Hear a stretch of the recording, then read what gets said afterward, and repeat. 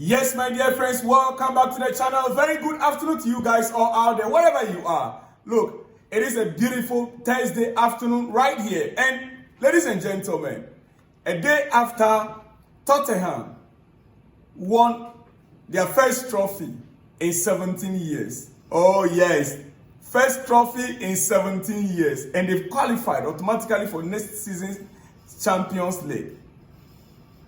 I don't know what you think about it. For me, the truth is that I am not happy about it. But we have no choice. Right now, we are still battling to qualify for the Champions League. And we will still have to wait until Sunday. Remember, all the games will be played at the same time on Sunday. All the Premier League games are going to be played at the same time on Sunday. Many have said it is a must-win for Chelsea. But let me hold it there. I don't want to talk too much. That must-win. We've said it severally this season. Yet, we end up being beaten. What I do know is that the players that we have, they are able, they are capable, and they should stand up on the day and deliver. I believe that they have every reason to stand up and hit their chest and deliver for the club. Yes.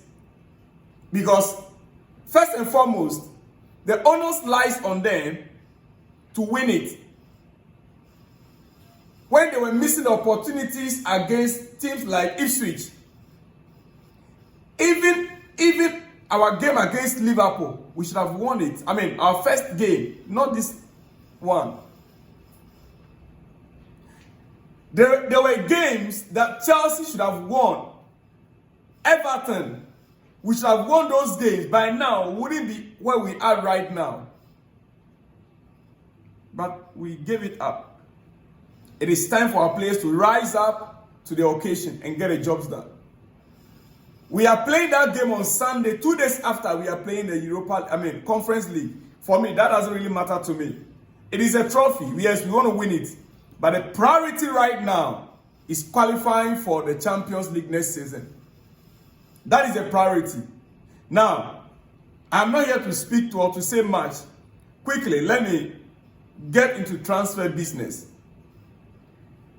My understanding of the situation right now, when it comes to Chelsea transfer business, is that Chelsea are purposely waiting, intentionally, purposely, waiting to get into Champions League position before making the strides that they need to make. Even the players that are being touted right now, more names are coming up. More names are coming up, and most of these names, they all want to be in the Champions League next season. They want to play Champions League football. We've heard more names coming up. Chelsea are exploring a deal for Brighton striker João Pedro. And it's understood. They held a meeting with a player on Tuesday. Last Tuesday, the day before yesterday. Chelsea were willing to offer around £50 million with the possibility of other players being offered in the deal, potentially even on loan. We have them in abundance. Anyone that they want. But the question is, João Pedro, is that a striker we want? Let's move on. I'm talking about transfer news. Chelsea believe Enzo Fernandez is a crucial part of the project and is not discussing an exit for the player. He does not have a formal price. Enzo Fernandez doesn't have a formal price. Chelsea trust in him. They believe he, Caicedo, and Palmer are the quality in the midfield and elite. They believe that Enzo Fernandez, Caicedo, and Cole Palmer are the quality in the midfield and they are elite players. One of the best for the present and the future. I'm reading all for you because I will come back to it. We are talking about transfer news here, ladies and gentlemen. We are talking about transfer news here. Victor Osimhen has turned down an offer from Juventus. Good news for my ear. Yes, Juventus are willing to pay the price for Victor Osimhen, but the player has turned down the offer.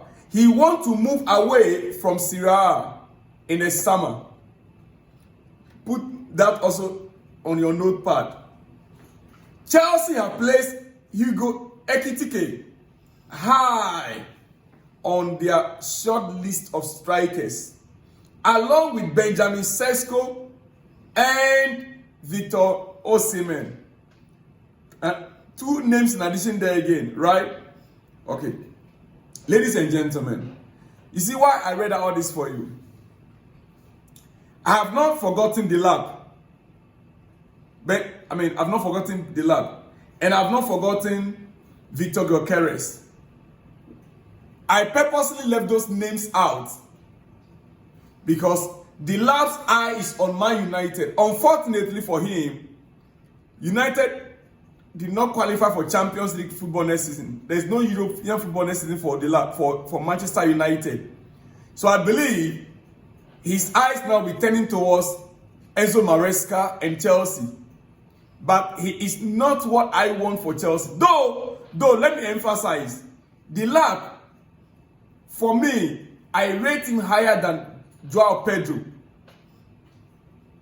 And I rate the lab. I rate the lab higher also than Sesko, Benjamin Sesko. Yes. That notwithstanding, I also rate him higher than Ekitike. I have my reasons. One reason, especially with Ekitike and Sesko, there is no guarantee they can come into the Premier League and flourish. Joao Pedro, yes, with Brighton. But my reason for that is I don't want to do any other business with Brighton any longer. I don't want to go do business with Brighton. 50 million is the price tag given. The lab is 30 million. The lab is 30 million. But when you look at the elite striker that Chelsea should be thinking of signing right now, if not Victor Osimhen, then it has to be Victor Gyökeres. If not